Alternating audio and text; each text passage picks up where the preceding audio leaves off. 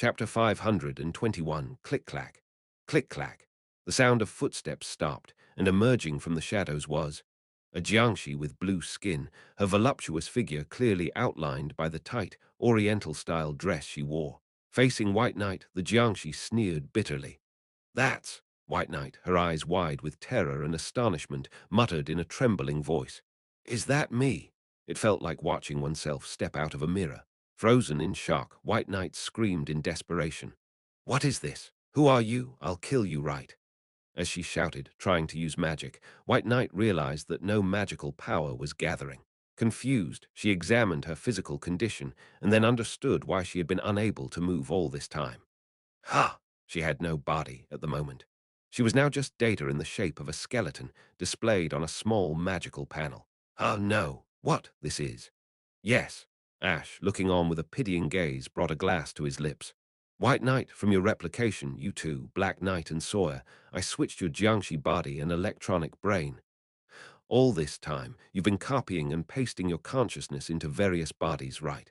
Switching them was also possible." A cruel smile curled on Ash's lips.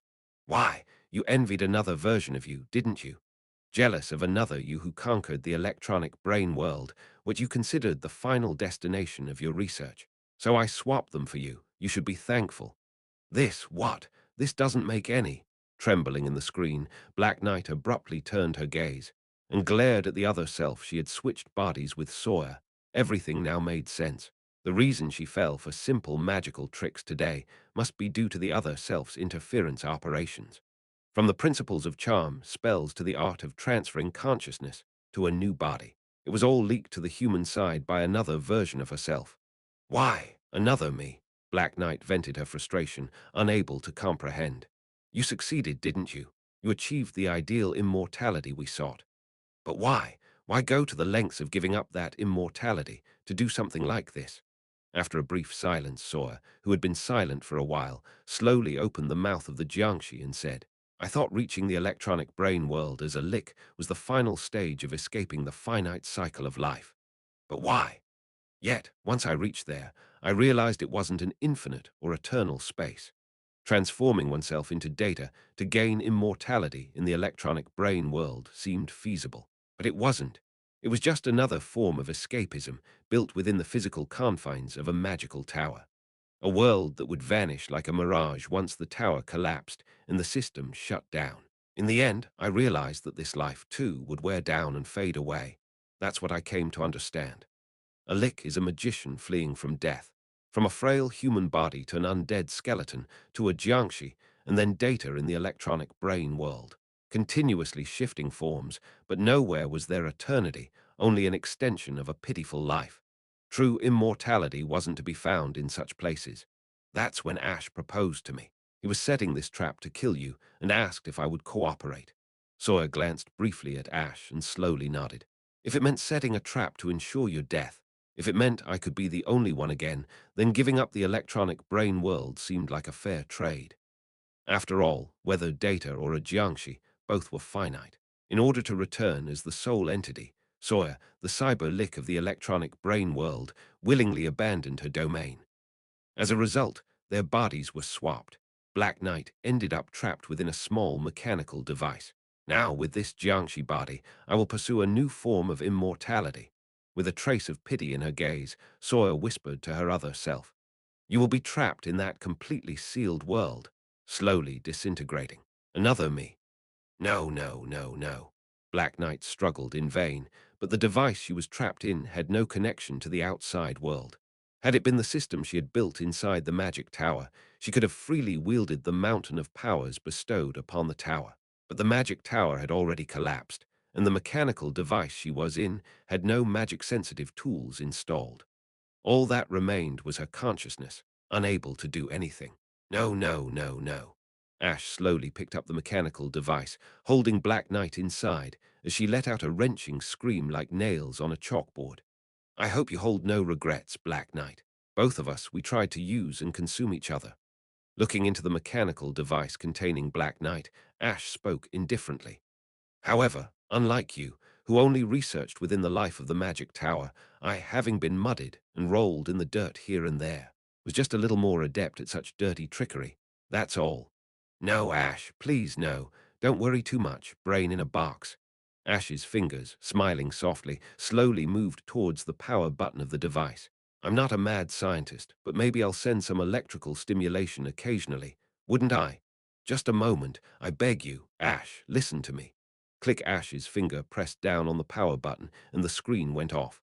At the same time, darkness descended in the electronic brain world inside the small device, plunging into a world of complete and utter darkness where nothing existed. Suddenly, Black Knight realized the one she had danced with was not an ordinary human, but a demon-like, the commander of the enemy forces. Click. A tablet PC-like device on Earth was turned off. Sigh. I exhaled a short sigh and placed the machine on the table. Then the Jiangshi who had approached me slowly opened her mouth. Thanks to you, now I am the only one. I've eliminated another me, and the Lick Legion has virtually been annihilated, losing both its Legion commander and top liches. You've perfectly executed my request. The Lick, now inhabiting a new Jiangshi body Sawyer, spoke in a matter-of-fact tone. Though I've lost the magic tower, well, a tower can be rebuilt. Thank you, Ash. I'll continue to cooperate with you. Sawyer, still adjusting to her new body, stood rigidly and then turned to leave. The party is over. I'll be on my way. Wait a moment, I called out to Sawyer. Now that you've given up the electronic brain world, what kind of immortality will you pursue? You've realized, haven't you? No matter what kind of immortality you pursue in this real world, you'll never achieve it. Sawyer slowly stopped. I gazed at her back, speaking softly yet with certainty. You're aiming for ascension too, aren't you? You've made a pact too, right, with the outer guards. In the game, if you were hostile towards Sawyer, she would use instant death abilities, summoning a massive eye to kill your hero in one hit. In other words, she, too, had made a pact with those outer guards, the eyes. In the end, you too will betray us, aiming to destroy this world and stand with those beings from the other world. To do that, you had to eliminate another version of you, right? By the time I had read Black Knight's mind, I had already gathered all the necessary information. In the end, Sawyer, too, intended to kill each other to stand on the same level as those outer guards, to earn that right. Black Knight and Sawyer, you two are ultimately copies of the same entity, White Knight, so your thought processes are bound to be the same. Without answering, Sawyer slowly reached out her hand and pushed open the closed door of the special room. Then, click, click, click. My heroes, who had been waiting outside the door, revealed themselves, all fully armed, clad in armor, with drawn weapons pointed in this direction. As soon as the door opened, they simultaneously aimed their sword tips at Sawyer's throat. Dozens of blades touched her neck. A deadly silence ensued. Clink, I finished my whiskey on the rocks and spoke coldly. You could claim you're not involved, but from our perspective, we can't afford to take any more risks. Sorry, but I can't let you go, Sawyer. You've been calling me by a strange name since a while ago. The voice of the Lick Grand Sorceress, filled with a malevolent aura, exhaled a short sigh. I am White Knight. Zing! Explosive magical power burst forth from her body. My heroes swallowed their groans and had to step back. The great sorceress of the Lake Kingdom, the longest surviving grand sorceress in the history of the continent. And yes, as you said, the only being who will ascend to divinity and take her place among the stars. White Knight. Whoosh! A gust of wind enveloped the entire banquet hall due to the magical power emanating from her body. Facing the swirling wind, I calmly set down my empty glass. White Knight, who had turned back around, faced me. The kind of immortality obtained in this lower world means nothing. Look at those lives cocooned at the bottom of this lake, lingering like bugs. That's not the immortality I'm after. I will ascend to heaven. I will stand at the same level as those beings from the other world. Boldly admitted. In order to do that, I had to eliminate another me, but you've taken care of that problem for me.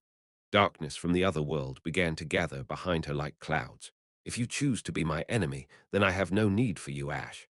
Then from that amassed darkness, a giant eye was about to whoosh. It didn't open. The encroaching darkness from the other world suddenly dispersed. The howling wind ceased, and the ominous atmosphere subsided. White Knight muttered in confusion, failing to comprehend the situation. What? Why, my magic power? The body you're using right now is that of a Jiangshi. You were the one who taught us how to make Jiangshi talismans, remember? I slowly stood up, casually slipping my hand into my pocket. Before the body swap, we reverse engineered it and made some modifications. We put restrictions on the use of magical power. That's nonsense. Don't talk rubbish. That's not possible for modern humans. Don't underestimate modern humans, ancient monster. This world is a magical civilization. While you were cooped up alone in your magic tower, did you think the people outside were just playing around? Even if it's a never-seen-before magic, if we can understand the formulas and language, we can reverse engineer it to steal the underlying principles. Besides, we have Junior. Junior, a genius who, after seeing Celendian's vampiric magic reversal just once, managed to copy its principles and made it her ultimate skill. The sorcery system of the East fundamentally differs in its basic formulas, so we had to mobilize all the magicians affiliated with the front, including Junior, for reverse engineering and reconfiguration. Yet, we succeeded. A magician is a tactical weapon comparable to a fighter jet. And a fighter jet, as much as it is overwhelmingly powerful, is also a delicate and fragile weapon. Compared to other contemporary weapons, it has vulnerable defenses and disastrously low fuel efficiency. Powerful once it begins flying, but if it hasn't started flying yet, it can easily be brought down. Magicians and fighter jets have a lot in common. So, if you tamper with the fuel tank and prevent it from even starting to fly, what remains is just a costly hunk of metal, unable to fly, with defenses as thin as paper. You've neglected your history lessons, White Knight. I gestured towards the foolish grand sorceress looking at me with a pale face. When you invite foreign forces into a civil war, the outcome is mostly the same. Their own battles should be ended by their own hands. If they fail to do so and seek outside help, the smiling outsiders will devour them. The same applies to these two sorceresses. Each brought in me as a foreign force to eliminate the other. They thought they could use me just enough and then discard me, but they underestimated me. Taking steps towards the enemy commander, I declared coldly, "It's time to pay the price, sorceress." Chapter 522. White Knight did not easily fall prey. She began to modify the talismans attached to her body in real time and soon started to regain control over her magic power. If she had just 3 more minutes, she could have recovered her strength and turned the banquet hall into ashes. But she was already surrounded by my heroes. We were not foolish enough to watch her regain her power. Flight was not permitted. My heroes charged in from all sides, shouting, and White Knight, despite everything, began a desperate resistance. She scattered talisman scrolls she had hidden, attempting to bombard the area. But then, Torkel, Hoop, with his ultimate skill, man is not made for defeat, activated. Torkel blocked White Knight's path. An immensely powerful magic that could melt city walls exploded. But Torkel, with his ultimate skill and his giant shield, easily blocked it. As White Knight frantically reached for another talisman, Lucas and Evangeline broke through from her flanks. White Knight immediately scattered talismans towards them, but boom! Lucas, trusting the overwhelming magical defense of his new armor, Water Moon, charged straight in. He successfully closed in on White Knight, piercing through the magical flames. Tut! Evangeline, approaching from the other side, easily blocked the magic with her shield and absorbed the damage with damage save. My three vanguards successfully intercepted White Knight's three most crucial attacks. At that point, it was game set. A mage is certainly the most powerful tactical weapon in this world, but if they cannot secure distance, warm up their engine, or have insufficient fuel, checkmate, they die. White Knight was pummeled by the sniping and magic of my heroes coming from all directions. The third-ranked commander of the Nightmare Legion, the Grand Sorceress White Knight, fell in vain. As I quietly watched the fallen lick, the moment I approached her, rustle, rustle. What? A sticky darkness from another world burst forth from White Knight's body. This one she couldn't have. Even as she was vanquished, she managed to modify a talisman, to secure a connection with another world. The eyes of the bloodied corpse on the ground suddenly rolled and glared at me. A dense darkness covered the air, and within it, a giant white eyeball slowly appeared. Worth thump. A bright red iris swam atop the white, rotating like a turret locking on its target, then stopped. The target was me. A clear sneer crossed the lips of the fallen White Knight. Even if I go, I'll take you with me to hell, Ash. The giant eye began to blink, appearing to move in slow motion. The figures of my subordinates throwing themselves to protect me also seemed to move slowly. And then, faster than any of them swoosh, Nameless blocked in front of me. Flash! From Nameless' hand, an old iron sword emitted a dazzling light. Ha!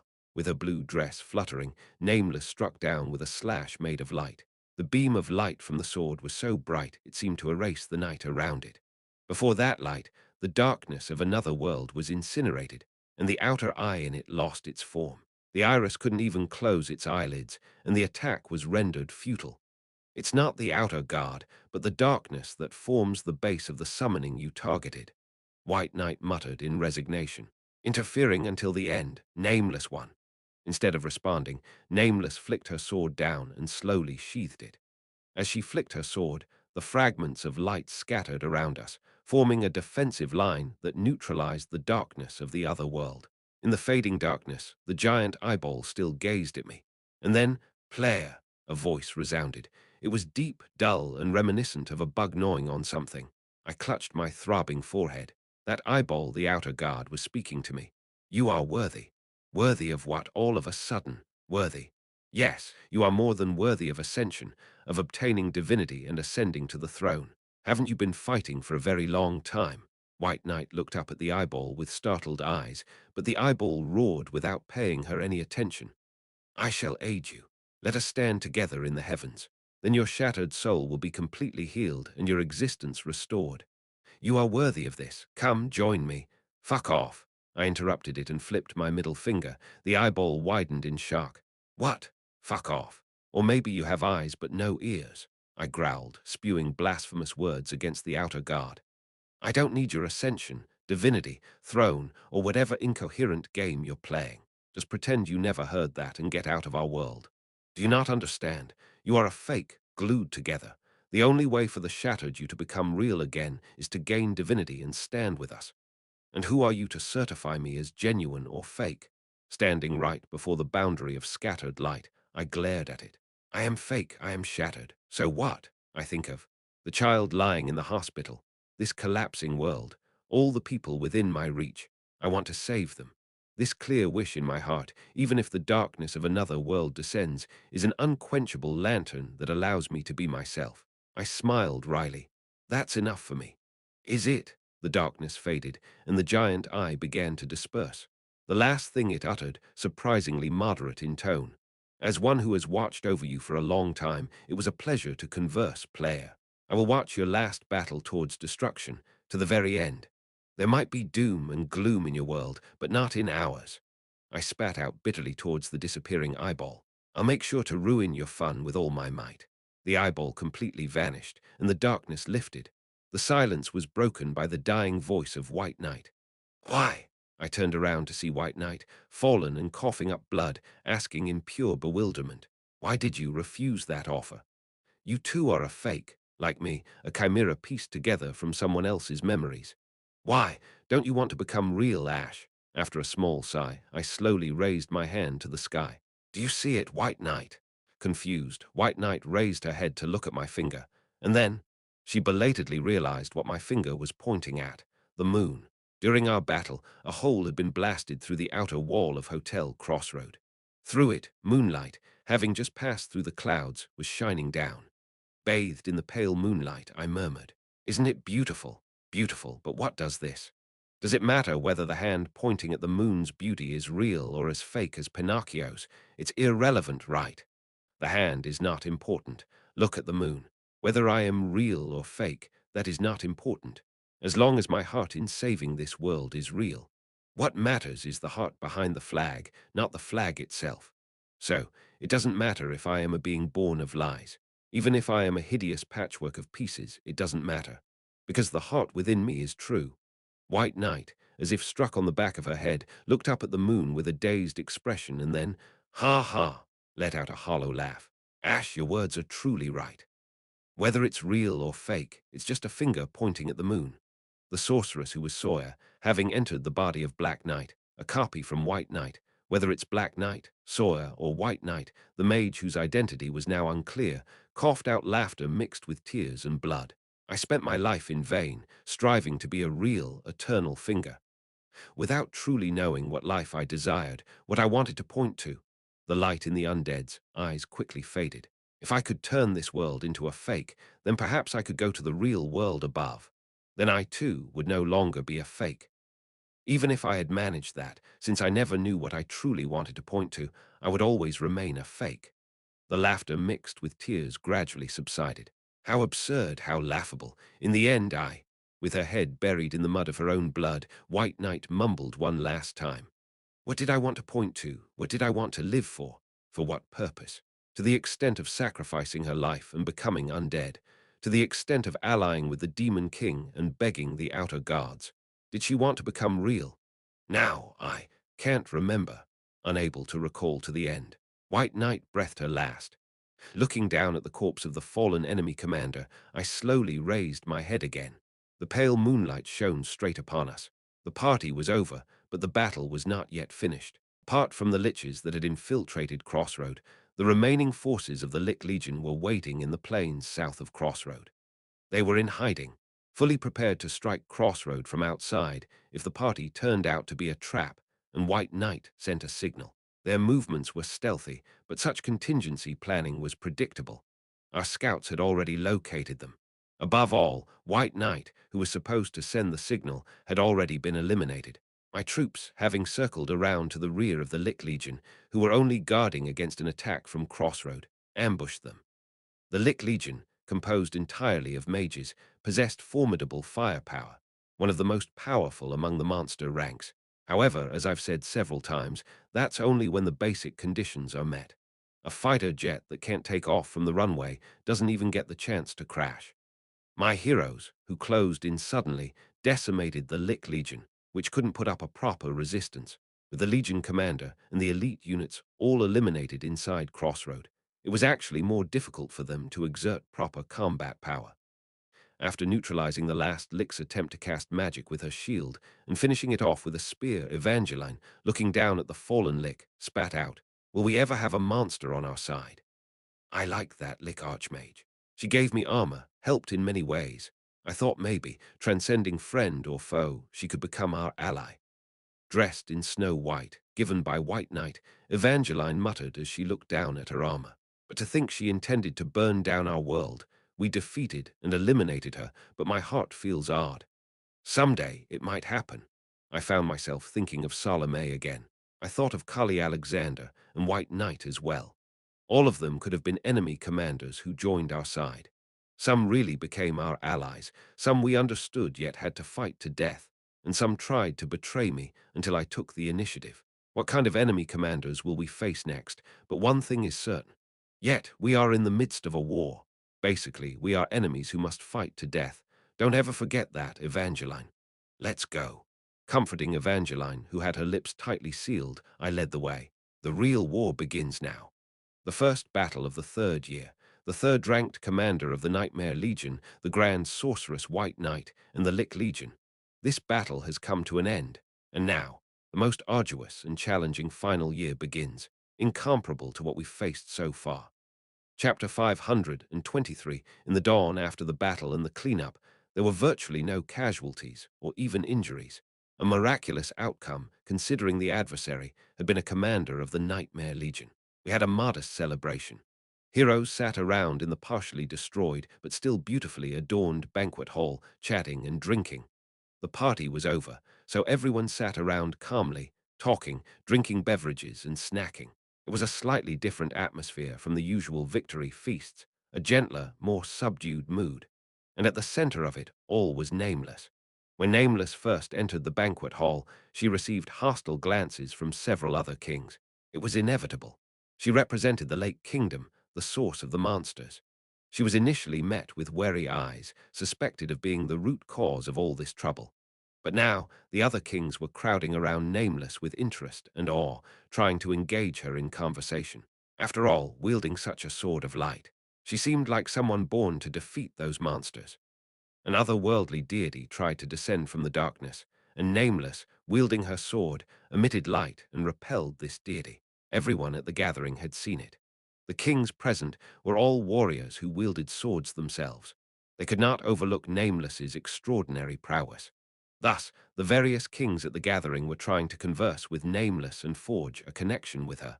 Initially bewildered, Nameless was now handling the situation with composure and dignity. Seems a few hundred years haven't entirely erased the poise ingrained in her during her princess days. Nameless's debut in the current world seems quite successful. While watching this scene from the second-floor terrace, I heard a slightly petulant voice behind me. Taking care of a debutante's introduction during a war with monsters. Really, you are bold and extraordinary. Turning around, it was Serenade. With her aqua hair lightly tied at the back and wearing a simple black dress, with a coat lightly placed over her shoulders, Serenade handed me a glass of champagne with a silver glance. I always end up admiring you, Your Highness. Ha ha! I thought the best place to demonstrate Nameless's current value was on the battlefield, especially against a tough enemy. Once the World Guardian Front officially launches, kings from all over the world will gather here at Crossroad with their troops. It was a plan to create allies for Nameless beforehand, and it seemed to be going well. It's a bit grand to call it a debutante ball, but well, it went as planned. Accepting the champagne glass from Serenade, I gave her a knowing wink. You did well today, Serenade. The operation was successful thanks to your command. I only did as you had instructed beforehand, Your Highness. If it weren't for your quick thinking, we wouldn't have had such a perfect outcome. Just accept my compliment. We quietly sipped our champagne. The view of the banquet hall, partially destroyed from the battle, came into sight. I licked my lips awkwardly. Anyway, the hotel's a mess now. Sorry about that. Haha. No, it's okay. Facilities like these can be repaired. To save lives, a bit of damage like this is perfectly acceptable. A brief silence followed.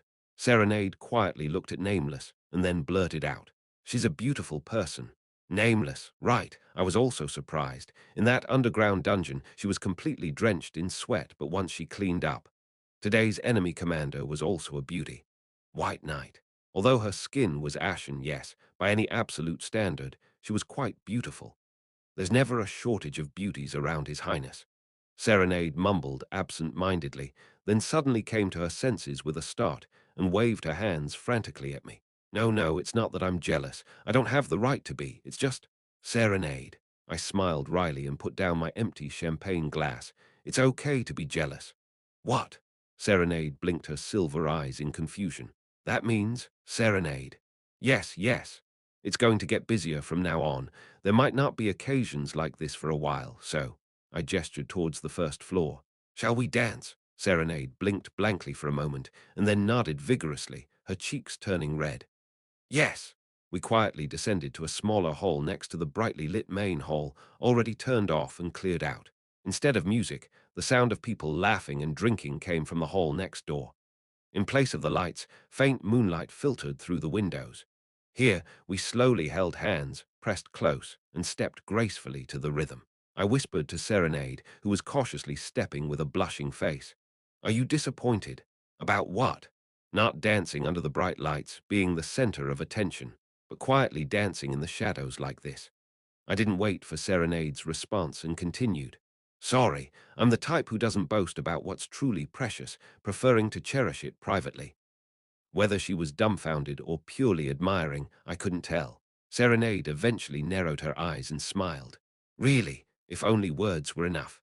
In the dark, narrow hall without an orchestra or music, we twirled in the moonlight. Okay, so, in a corner of the banquet hall, dressed down in casual clothes instead of armor or a dress, Evangeline, with a bottle of drink in hand, declared, "It's been a while since our last Crossroad Women's Hero and Mercenary Rights meeting. Today we're also welcoming a new member. Let's drink until the sun comes up." Gathered around were Evangeline, Junior, Jan, and the new member, Nameless.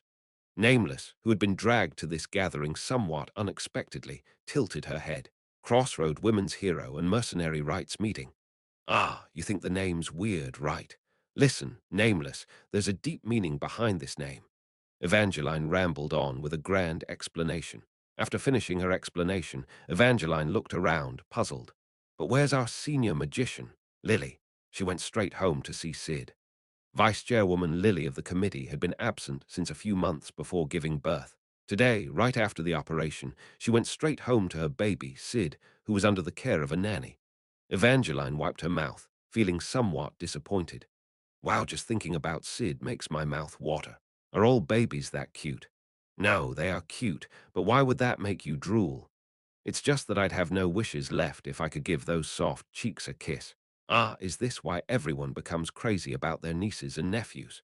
Indeed, Sid was very cute. I wonder if she'll really let her kiss him someday. Wondering if invoking the loyalty of the Crossroad Women's hero and mercenary rights meeting might persuade Lily, Junior filled all the glasses with liquor, including Evangeline's glass of juice. There were 5 glasses in total. The glasses were passed around. All 4 seated took one, leaving one remaining. Thud. Evangeline placed the remaining glass on the empty floor. Nameless, tilting her head, asked, "What's this empty glass for?" "Well, you see." Evangeline gave a bitter laugh and scratched the back of her head. "It's for those who were part of our group but have departed." "Oh, I thought about pouring for the number of those who have left, but then it would just make me sad thinking about each one." Evangeline coolly added, "Thought it would be too much to handle if the number increases, so decided to pour just 1 glass." This was a drinking session at the front lines. Nameless stared blankly at the glass for those who had left and those who would leave. The overly filled liquor shimmered red. "All right, no more heavy talk. To celebrate Nameless joining, cheers." The 4 clinked their glasses together. Originally, Duskbringer, Verdandi, and Elize were also members, but they didn't come today. Maybe they had their own after-parties. But next time, let's all gather and have a drink. Soon, the members started sharing various stories. They began with talks about Lily, who was raising Sid, then moved on to former comrades who had passed away, like Margarita, who was part of this group, Raina, who came and caused havoc, and Jupiter, who had connections with Raina. Over the past 2 years, many memories had accumulated, as had many farewells. The liquor flowed, and as is common with young people's drinking sessions, the topic eventually turned to romance. "So I went like this," Qlan's lips smack. "Oh my, oh my, oh my, that's amazing." And then the follow-up was like this, bam, bam. "Kaya, that's crazy, crazy. I'm definitely going to learn and use it too." Yan, recounting her day's brave acts, had Evangeline covering her mouth in awe when she suddenly looked at Nameless. "Oh right, speaking of which, Nameless, who was the person you danced with earlier?" I saw from a distance you were dancing with someone. Who was it? Did you find a nice man on the surface?" Junior joined in. "That was the Lord's aide, right? You were dancing with him." "Oh, you dance with him. He's always been nice to us, providing food and drinks whenever we visit the Lord's mansion." Evangeline seemed to think of the Lord's aid as nothing more than a vending machine that provided meals and lodging. Evangeline rested her chin on her hand and hummed, "But what was his name? I joined the academy after he was stationed here, so I'm not sure." Junior also tilted her head. "Right. His presence is oddly elusive, so I can't really remember his name." Nameless blinked blankly. Why was it? Even though she had danced with him earlier, his face was already becoming blurry. His name. His name. In a hurry, Nameless stood up from her seat and nodded to the other members. "Excuse me, I'll be right back." And with that, Nameless hurriedly left the banquet hall. Wow, Nameless. Didn't expect that from her. Watching her leave, Evangeline raised her glass in admiration. "So young." "No, you're the youngest."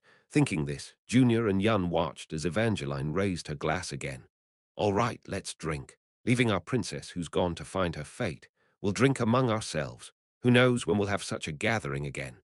As dawn broke in the east and the moon was about to disappear in the west, Ada stood numbly at the hotel entrance, following the moon with his eyes as it set in the west. Tap, tap, that's when the sound of shoes echoed. Startled, Ada slowly turned around to see Nameless catching her breath. Ada showed a faint smile. "Do you need something from me, princess?" "Ha, ha, ha." Finally catching her breath, Nameless mustered all her courage and asked, "May I ask your name?" "Though I have no name to give you, I still wish to know yours." After a moment's hesitation, "Ada," he slowly voiced his name. "My name is Ada, princess." Ada, rolling the name in her mouth and closing her eyes to savor it, Nameless smiled shyly. "It's a beautiful name. ... Indeed." Ada smiled back, equally shy. "Truly, it's a beautiful name. I will remember your name, Ada, and the time I spent with you today." Nameless smiled faintly, her face still wet with sweat. "Let's meet again." After a courteous bow, Nameless disappeared back into the banquet hall. Watching Nameless's retreating figure, Ada looked as if he might crumble at any moment. Someone casually approached Ada and draped an arm over his shoulder. "Why do you look like you've lost everything in the world?" Turning around, it was Ash. Ada struggled to smile after a long pause. I just don't want today to end. A miraculous day like this where I could dance with her. I hate to see it end. Tomorrow will bring its own sun. Ash smiled wryly and patted Ada's shoulder. There will be more good days, Ada. Yes, tomorrow a new sun will rise. Ada looked up at the sky again. The brightening east was ready for sunrise, and the moon hanging in the western sky had almost vanished. But I will never forget the moonlight of today. Ada slowly closed his eyes, as if to etch the dance with nameless deep into his soul. I will never forget it. Stage 25 clear. Stage MVP Ash X, Scarlet N, level up characters, Ash X, and 30 others expand list deceased characters, none injured characters, none acquired items, Grand Sorceress Magic Core, SSR, 2 Elite Lick Magic Core, SR, 10 Lick Legion Magic Core R, 30 Offensive Magic Talisman, 10 Scroll Defensive Magic Talisman, 10 Scroll Auxiliary Magic Talisman, 10 Scroll Stage Clear rewards have been distributed. Please check your inventory. SSR Grade Reward Box. 2. SR Grade Reward Box. 5. Get ready for the next stage. Happy Together. Chapter 524 time passed, and the last day of February arrived. A memorial service for all those who had lost their lives on this front was held. Then, as days passed, March came. With the chill of early spring still in the air, troops and supplies from all over the world began to arrive in Crossroad. I've never seen Crossroad this busy in my life, Evangeline exclaimed softly, looking down at the bustling city. As troops arrived in full force and supplies began to accumulate, the city was busier than ever. Looking at the crowded barracks filled with carriages and soldiers, I nodded my head in approval. Good thing we built additional barracks. Months ago, just before the existing barracks were full, I had ordered the construction of new ones. The new barracks were completed just in time, and new troops began pouring in. Come on, move into the new expansion, as I received reports of the rapidly expanding troop situation and felt satisfied. Lucas cautiously added, actually, even with the new barracks, we might still be short. If more troops come, we'll need more space. We'll have to order additional construction then. As I pondered where to place the third barracks, Evangeline beside me started to babble. But what will we do with all these buildings once we've defeated the monsters? Indeed. They'll be useful for a year, but after that, dealing with all these barracks will be a headache. They'll be empty. I turned to Evangeline with a gesture. Evangeline Cross, the future Margraves, do you have any ideas? Wow, what? Future Margraves. Evangeline jumped up in excitement at the mention of future Margraves. She crossed her arms and pondered deeply, huffing through her nose. That's right. By then, I'll be ruling this city as its Margraves. I should be the one to solve the problem of what to do with the military facilities. I trust you with this responsibility, Margraves-to-be. Ho, ho, great, successfully delegated. I grinned wickedly behind the seriously pondering Evangeline, and Lucas looked at me with a bitter smile. Whatever. In addition to the troops, various military supplies also lined up into Crossroad. As a result of discussions, countries that found it difficult to send troops instead sent money or supplies. The military warehouses, having been expanded in advance, had no issues accommodating them. But we'll need to sort the wheat from the chaff. Whether it's troops or military supplies from various places, the actual useful proportion might not be that high. We're not in a position to be picky, but we still need to sort through them. It's going to get busy. I was already busy enough, but oh well. The third year of the Monster Front is about twice as harsh in terms of volume compared to the first and second years. Over the past 2 years, we conducted 25 defensive battles. In the third year, we have to conduct 25 defensive battles in just 1 year. In other words, stages 26 to 50 will all hit within a year. The onslaught of monster waves will be double what we've seen so far. It's literally a wave-like offensive. A very tough year lies ahead. But we can't just sit back because it's hard. We need to prepare. So, we begin reconstructing the forward base. Before the monsters start pouring in more seriously, we need to get the forward base operational again, in as complete a state as possible. Fortunately, resources and manpower are flowing in from all over the world, and since we've rebuilt it once before, the task shouldn't be too difficult. In the Lord's office, I twirled a pen in my hand, lost in thought. The immediate task is to reconstruct the forward base. sorting and reallocating the newly arrived troops and military supplies. And, though a lower priority, the spoils from the last battle also needed to be dealt with. What equipment should I make with the magic core of White Knight, and to whom should I give it? The opportunity to create a new Nightmare Slayer had arisen again. Given that White Knight was a very powerful sorceress, the Nightmare Slayer that could be created would undoubtedly be extraordinarily potent. What kind of equipment should I make? Offensive gear, defensive gear, an artifact? And if made, who should be the user, a mage, or someone else? But in truth, there was a more troublesome spoil than the equipment. It was the information gleaned from delving into White Knight's mind. Demon King, Outer Guards, the play of destruction, stories from outside this world, and the information I had gathered from various other places up to now. Putting it all together, it seemed I was finally beginning to see the bigger picture. Anyway, that's not what's important to me. The reality in front of me.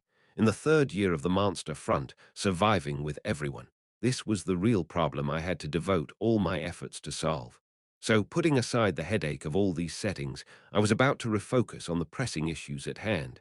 That's when it happened. Bang! Lord, it's a big problem. Lucas burst into the office, his face filled with urgency. I blinked my eyes. What is it? What happened? It wasn't time for the monsters to attack yet, was it? It's about some of the new troops who have just joined us, Lucas reported, sweating profusely. They're picking fights with our soldiers. What? I snorted and leaned back in my chair. What now? Well, isn't a bit of jostling common? They usually get friendly through a bit of conflict. Kids become friends by fighting, right? Our kids aren't the type to get beaten up anywhere, unless they are the ones doing the beating. Tell our kids not to just take it. If the other side starts something, show them what we're made of. The Lord will take responsibility. But, Lucas hesitated and looked at me cautiously. We can't really react strongly. Huh, why? Because the other side has high-ranking individuals. Ah, right, that could happen. Unlike other mercenaries who had joined the Monster Front, among those currently joining from around the world were several notable figures like royal family members and knights from various lands. If they weren't of equal status, it might be difficult to handle them. I grunted and stood up from my seat. Looks like I have to sort out the pecking order after selecting the best. What can I do? This is a natural occurrence when organizations merge. I put on my coat and stepped out of the office, with Lucas leading the way. I shouted with gusto. All right, let's go. Time to firmly establish the discipline of these new recruits, new barracks. At the entrance of this place, already chaotic with newly arriving soldiers, two opposing forces were engaged in a tense standoff. Blocking the way, what are they doing? On one side stood our soldiers and heroes, impressively built figures, Huilan and Torkel at the forefront, along with the formidable blind swordsman Nobody, the dark sorceress Chain, and others, all scowling and emitting a menacing aura. Reassuring, it looked like a scene where they could teach manners to anyone, regardless of who the opponent was. They seemed reliable enough to get a refund, even after falling for some shoddy sales trick. On the other side stood a knightly order clad in silver armor and crimson cloaks. Their armor and cloaks, uniformed and battle-worn with minor scratches, were impressive in their own right.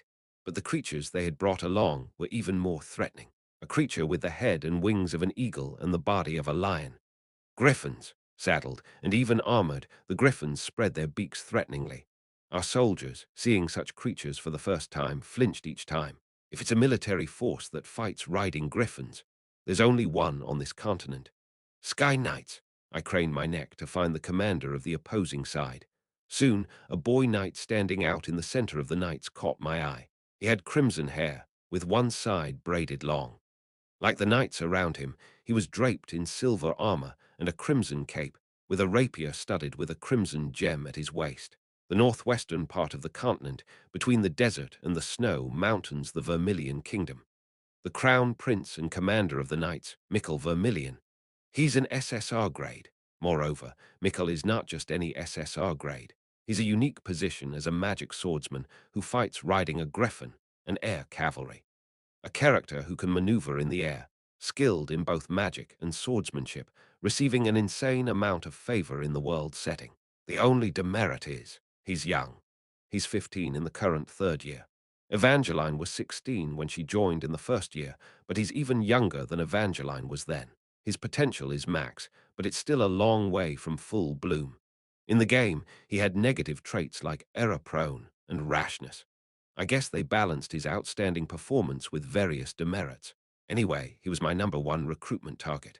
In the game, Fernandez caused the downfall of the Vermilion Kingdom, turning him into a wandering prince of a fallen kingdom who joined towards the end. This time, with my and Fernandez's final battle brought forward, it seems the domino effect spared the Vermilion Kingdom from destruction, resulting in the Crown Prince and Knights joining as part of the World Guardian Front. Anyway, it seems this Mikkel and the Sky Knights are the culprits picking fights with our guys. I strode towards them with Lucas. Our guys spotted me first and were overjoyed. "Captain, have you arrived, Your Highness?" I could feel a certain desperation in the eyes of our guys. "Please show these guys what's what." "Hum." As I approached, Mikkel looked up at me, slightly squinting his round crimson eyes. "Are you the famous Born Hater? Am I famous even in the Vermilion Kingdom? That's flattering." As I flashed a smile, Mikkel scowled and muttered, "Of course you're famous, as the human scum who broke off an engagement with my sister after just 2 weeks." I froze, still smiling. I could feel my subordinates staring at me in shock. Cold sweat ran down my spine. "No, it's not my fault. I didn't know about this." What the hell was Ash of the past thinking, breaking engagements across the world? Wiping sweat from my forehead, I cautiously asked, "Excuse me, how is your sister?" "Oh, you don't have to worry about my sister. She was so angry after you broke off the engagement that she's had 5 husbands since then. She's doing well." "Is she really doing well? It's not my fault she's gone off the rails, is it?" "The broken engagement with my sister was a political issue between our countries, so it's not something to discuss now." The young knight standing before me flared his small chin threateningly. "What I want to discuss now is the situation on this front itself." "The front itself? Father was swayed by your threats and sent our Sky Knights, the kingdom's greatest force, as if giving everything away. But I'm not fooled by you." Mikkel stood straight with his small stature, crossing his arms. "Let's be honest. I don't understand why, for something as trivial as monster extermination, such a global mobilization of forces is necessary." The expressions of our soldiers hardened. I too narrowed my eyes, furrowing my brows. What did he just say? Little guy, just monster extermination. Trivial. Really. Chapter 525. Whether or not the air on our side was getting colder, Mikkel continued. "My Vermilion Kingdom is located in the remote northwest of the world. In deserts, on snowy mountains, even next to the sea, it's a terribly harsh environment. In other words, monsters often invade from all directions. Since I was 5 years old, when I first rode my griffin, I have been dealing with these monsters. And to be honest, I don't find dealing with monsters that difficult." Mikkel, gently stroking the neck of the griffin standing behind him, looked straight at me. "Prince Ash, you exaggerated the crisis of monster invasions to scare the world and used that excuse to form this huge alliance. The Everblack Empire is laying the groundwork to unify the world." I shrugged my shoulders in silence. "So, what do you want to do, Crown Prince of Vermilion?" "I will prove it, that the monster invasion is not such a big crisis." Mikkel spread his hands forward abruptly. "Next monster invasion, let's have a contest between my Sky Knight Order and your direct troops, to see which side achieves greater feats." "Hum." I found myself smiling, revealing my teeth unknowingly. "And if you win, what happens?" Without hesitation, Mikkel responded. "I will take over the command of this front." Lucas was infuriated, but I gestured him to stop. The young knight Mikkel continued in a clear voice. "You can remain as the head of the alliance, but I will take the command of the front. That way, I can check the Everblack Empire's dominance in this massive alliance." Indeed, quite a clever move for a 15-year-old, not touching the position of the alliance leader, as the Empire is overwhelmingly powerful in actual national strength, but proving their superiority in monster handling to aim for the command of the front. If successful, the status of the Vermilion Kingdom will rise instantly in this World Guardian Front, an alliance of all nations in the world. It would also make the young Crown Prince's name known internationally. Besides, the contest itself is quite in favor of the Sky Knights. All members are aerial cavalry riding griffins, the Sky Knights. In the game, it's a force you can barely acquire in the late 3rd year, but it's so useful that I've made good use of it. Definitely a high-quality force. He must have thought it a worthy fight, and indeed there is a good chance. The problem is, if the commander of this front were normal, he wouldn't accept such a contest. Interesting, but I'm not exactly normal. All right, let's do it. Lucas, shocked by my acceptance, stared at me with his mouth agape. My lord, but the conditions must be clear. Pushing Lucas, who was trying to dissuade me, I threatened Mikkel. If I win, you and your Sky Knight Order must become my loyal limbs. Do you agree? Of course. Mikkel readily nodded as if he had prepared for that, but his face turned slightly pale at my next words. Bite when I say bite, die when I say die, lie down when I say lie down, and bare your stomach and pant when I say pant. Okay? No, that's a bit. You'll also have to do a Griffin air show. I'll request it at events. Stuff like a triple aerial rotation in formation. Anyway, I'm going to work you to the bone, so no complaining then. Okay. Mikkel pondered for a moment, but eventually nodded. Fine. I accept. In fact, they don't have much to lose. Anyway, as part of the alliance, they would become my subordinates. Before that, they get a chance to fight over command. No reason to refuse. Well done. The next defense battle is a week away. I smiled and reached into the new barracks. Look forward to it, Mikkel Vermilion. Daring to challenge the monster front with monster extermination, I'm eager to see what impressive feats you'll show us. Now, until then, how about you stay out of trouble and settle in nicely? Hurry up and get in. The Sky Knights, who were causing trouble with their lodging, finally began to lead their griffins into the new barracks one by one. As Mikkel was about to enter the barracks with his griffin, I whispered to him, and here's a piece of advice.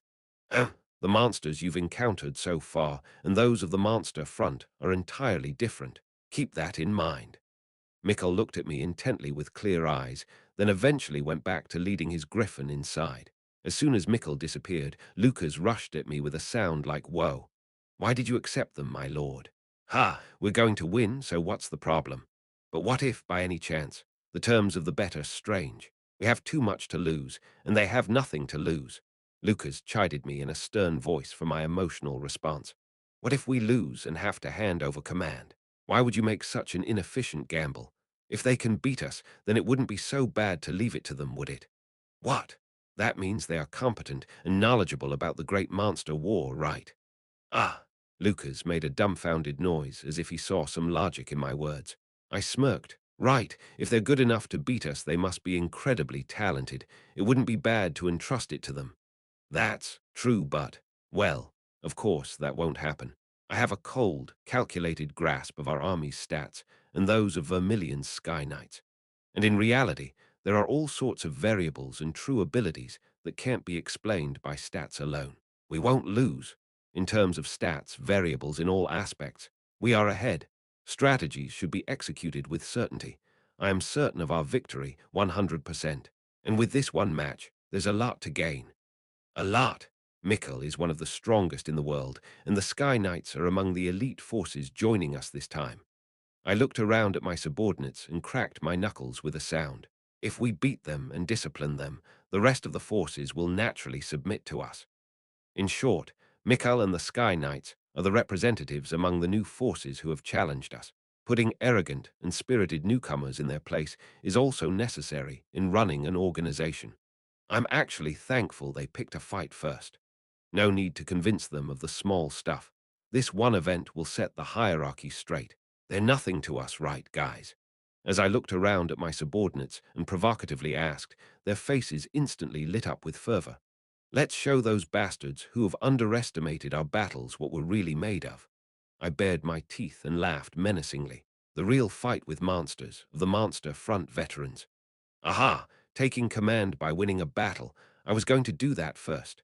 A few days later, as the monster invasion was quickly approaching and I was inspecting the situation on the walls, Duskbringer came bouncing over and said that. Come to think of it, I was about to have a 5v5 PvP with Duskbringer and her Dragonblood Knights, a group of 5. Somehow that fell through. Has the news of this battle spread already? It spread all over the city. The battle for command between Prince Ash and Crown Prince Mikkel. There's no one who doesn't know about it. I smirked at her continuous lament of, I wanted to be the first. Are you, the Duchess, still eyeing the command? Eh, of course I am. I'm always lurking ready to pounce on your neck. Duskbringer said playfully, then hung onto my back and bit gently at my neck. Hey, stop it. Your teeth are sharp and it stings. After I managed to peel Duskbringer off and put her down, she tilted her head and asked, "But are you really okay with this? The Sky Knights are one of the most prestigious knight orders in the continent. They have a reputation comparable to my Dragonblood Knights. Are you confident you can win?" Of course. I looked beyond the walls, towards the southern plains. More importantly, the fight between people isn't what's most important. Ha! The next monster invasion won't be easy either. It's the third year. The general stage waves now bring more powerful and terrifying monsters than before. If there's a bet involved, those prestigious Sky Knights will fight harder. Our guys will be spurred on to give it their all. It's a win-win situation. We get to test how well we can fight and also stimulate a healthy competition. When new people join an organization, they can stimulate each other in a positive way. If this chemical reaction can be utilized effectively, there's no reason to refuse it. Duskbringer opened her mouth slightly, making an ooh sound, then looked down with her big dragon eyes and asked, "But in the end, during this confrontation, there will be some units that won't follow your tactical command. Isn't that a problem?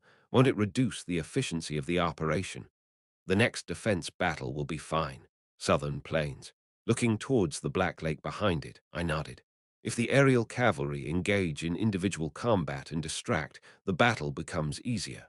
And the opponents for the next defense battle are, on the day of the defense battle, early afternoon.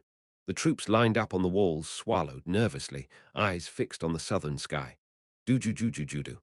A sound like helicopter blades filled the sky. Emerging from the darkened sky were giant beetle-like monsters, thick carapaces, horns of various shapes sprouting from their heads, and fluttering wings spread wide with 6 thick legs, a beetle swarm. Wah! Disgusting.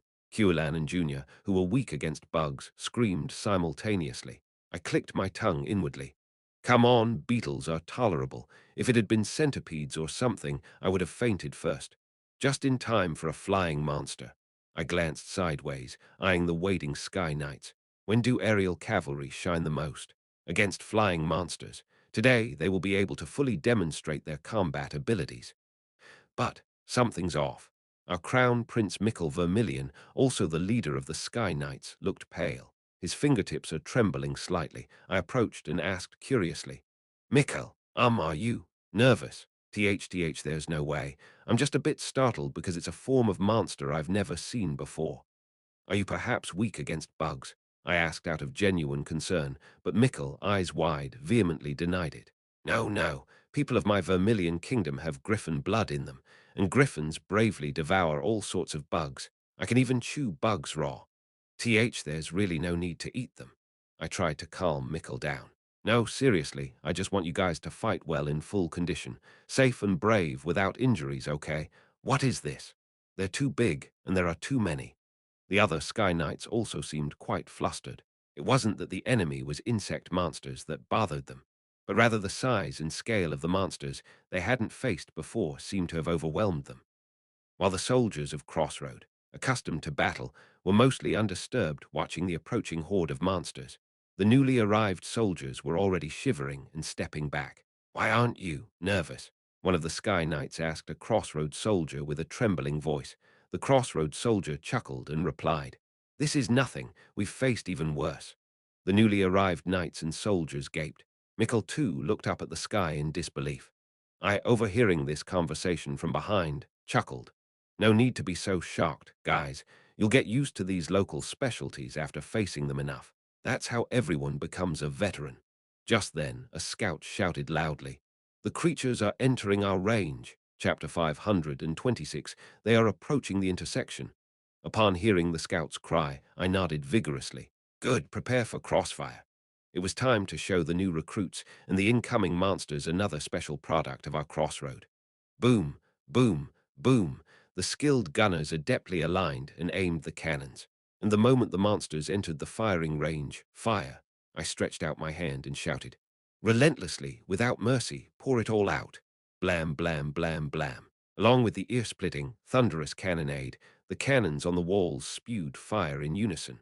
The moment in the defensive battle I loved the most. A single blast of orderly firepower blossomed a flame in the sky.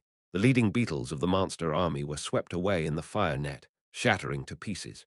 The cannons, consistently maintained, upgraded, and researched, were fully tier-upgraded. Not only that, but I also enchanted them with various enhancement materials and scrolls obtained from autonomous exploration farming. Moreover, having visited the imperial capital, I acquired the blueprints for the new cannons of the imperial capital and was applying that technology in sequence. Anyway, long story short, even if the third-year monsters have become stronger, we have more than enough firepower to melt them. Kaboom! Boom, boom, boom. The beetle monsters burst into pieces in the air. Crazy! The vanguard of the monsters, gone in one go. A sight of such a grand-scale artillery unit, executing such precise and powerful firepower, is hard to find anywhere in the world. The new recruits were as flustered by the artillery's overwhelming start as they were terrified at the appearance of the monster legion. Regardless, I gave the next order. Lily, it's your turn. Got it. Activating artifacts in sequence. Were. Lily and the alchemists activated the artifacts, and the artifacts installed on the walls lit up in sequence, emitting their unique operational sound. Various debuffs were slapped on the monsters, and the direct attack artifacts melted them with flashes of light. For the monsters that crossed this artifact line, a second round of cannon barrage, reloaded and ready, awaited. Boom, boom, boom. With a monstrous explosion, the monsters of the second wave were all burned up. This was the typical, usual routine of our defensive battles. The difference this time was the monsters were flying beetles. Screech, the third wave of beetles, cutting through the thick smoke, flew towards the walls in an instant. If they were ground monsters, the bodies of the fallen would have served as a barrier, and we could have delayed them with various ground tactics, including the kill zone. But in aerial combat, we don't have such options. Hence, we needed to resort to various tricks. From this point on, a new option is available, because the Sky Knights had newly joined our front line. Now shall we deploy the new bait unit? Knights of the Vermilion Kingdom.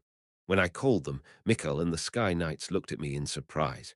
How long are you planning to just watch? I smirked, not hiding my intent to provoke, lifting one corner of my mouth. Aren't you going to show off the skills you boast of? MMPH. Mikkel, with a baby-faced expression and biting his lips, lightly climbed onto his griffin. Let's go, Sky Knights. Let's show them what we're made of. Ha! Ya! Leading the charge, Mikkel and the knights mounted on griffins soared into the sky. A magnificent sight. The griffins spreading their massive wings and the knights fluttering their capes. Flying in formation, they attacked the beetle monsters. Screech! The griffins cut through the wind with a mighty sound. Ha! With a spirited battle cry, Mikkel formed a sphere of magical power around his drawn rapier. As Mikkel swung his rapier sideways, the spheres of magic power shot forward boom. Blam, blam, blam. Directly striking the beetles blocking the Sky Knight's path. Following the heavy charge of the griffins, the knights crushed the monsters as they dove into the heart of the enemy lines. Thud, thud, thud, thud. The knights' coordinated lance charge followed the griffins' hefty assault. The beetles' carapaces were thick, but they were crushed under the overwhelming physical force that exceeded their defense. Break off now. After crumbling a corner of the enemy lines with a unified assault, Mikkel led his men out of the airspace without hesitation. Screech. Cutting through the wind, the griffins and knights maintained their momentum as they exited the enemy lines. Watching this, I whistled. A sound strategy. The cavalry's typical tactic of using speed and wait for a charge attack, then withdrawing from the enemy lines, was executed well by the Sky Knights even in the air.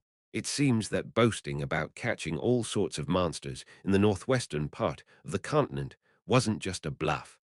I'm grateful for the immediate combat power that has come our way. While I was smiling contentedly, Lucas looked at me as if he couldn't believe it.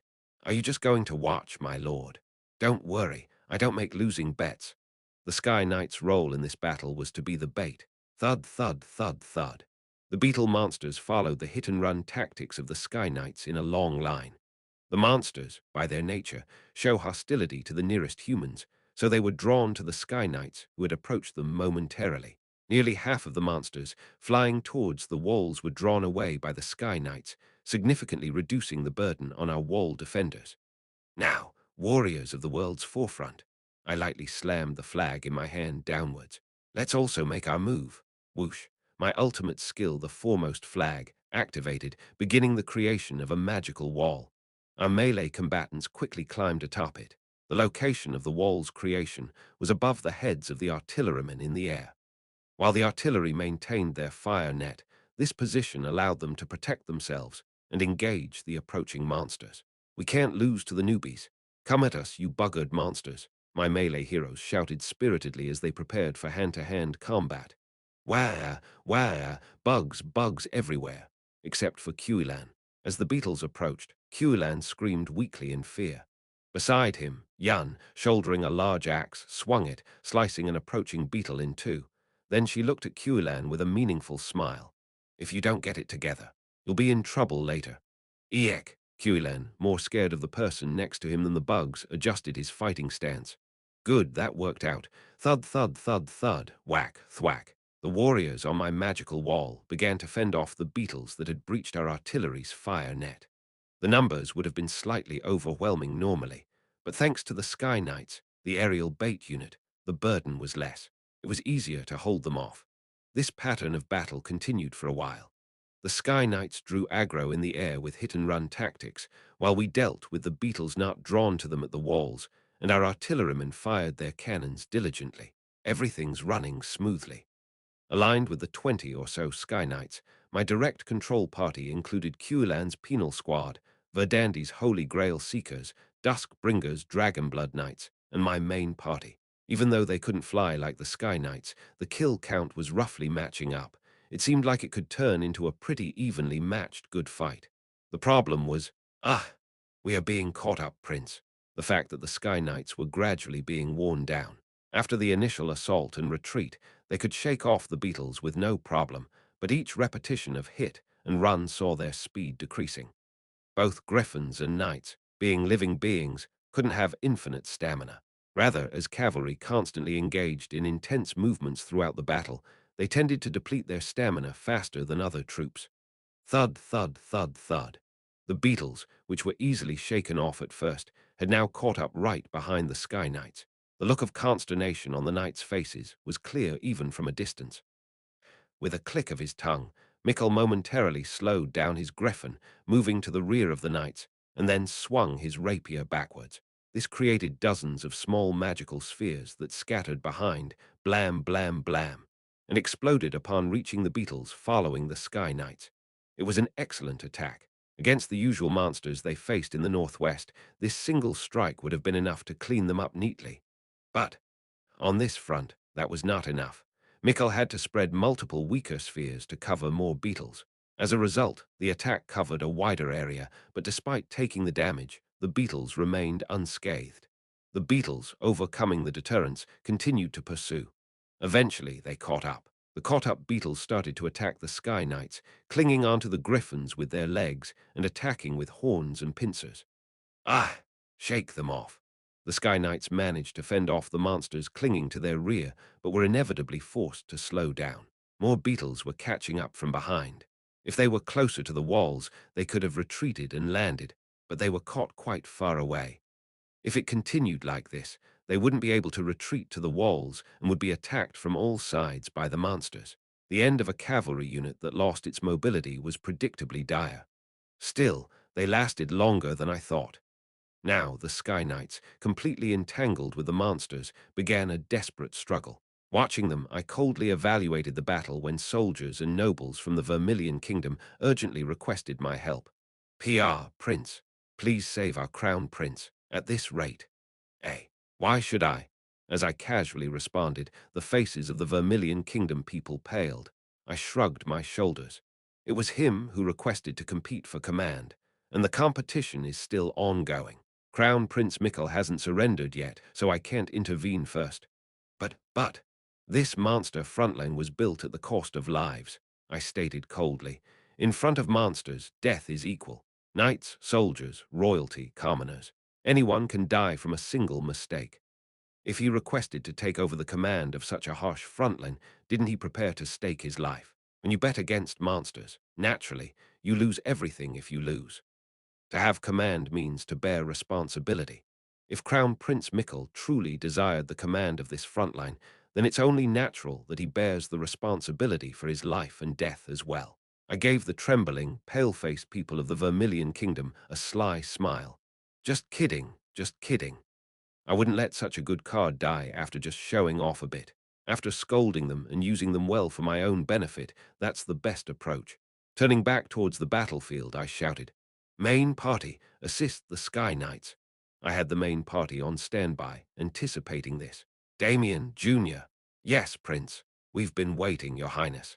As I called the names of my two tactical weapons who had been waiting, they eagerly stepped forward. I smiled at the sniper and the magician.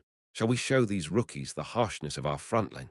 Instead of replying, Damien grabbed the Black Queen, and Junior held the Lord of Crimson. While preparing for sniping and magic, I turned to the others. And Lucas, Evangeline, my knight duo, also on standby, immediately came to my side. I nodded at them. "It's time for aerial combat." I had already given the strategic orders. Evangeline snorted as if excited, and Lucas looked coolly up at the sky and at the battlefield where the Sky Knights were struggling. It was time to teach these Greenhorn Knights a lesson, that you don't necessarily need wings to fight in the sky. Chapter 527, before the real battle begins first. I pulled out my wand maestro and gave it a wave. "Shall we go after getting buffed up?" At that, all the main party members stood in front of me and extended their palms. The new recruits watched this bizarre scene, unable to comprehend, but keep watching. You might have to experience it yourself later. Slap. After lightly slapping each palm, random buffs were applied to each. "Yes, I'm brimming with power," Evangeline, with shining eyes, shouted energetically. "I'm ready, hurry up. Launch me now, quick. Don't rush, I'm going to launch you. Go stand there." What I pointed to was a catapult. Yes, a siege weapon for hurling stones. A catapult.